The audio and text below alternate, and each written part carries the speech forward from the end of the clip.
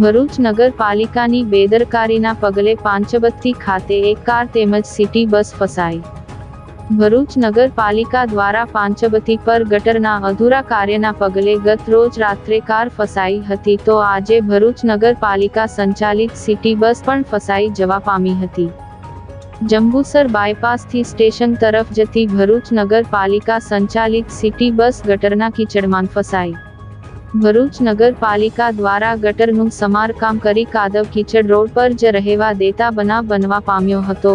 ભરૂચ નગરપાલિકાની બેદરકારીને પગલે ભરૂચના પાંચબત્તી ખુલ્લી ગટરમાં ગતરોજ સ્પીડમાં આવેલ કાર ચાલકે સ્ટીયરિંગ પરનો કાબુ ગુમાવતા કાર કીચડમાં ફસાઈ હતી, જેને ક્રેનની મદદથી બહાર કાઢવામાં આવી હતી. તો આજે સિટી બસ પણ કીચડમાં ફસાઈ હતી, જેને જેસીબીની મદદથી બહાર કાઢવામાં આવી હતી.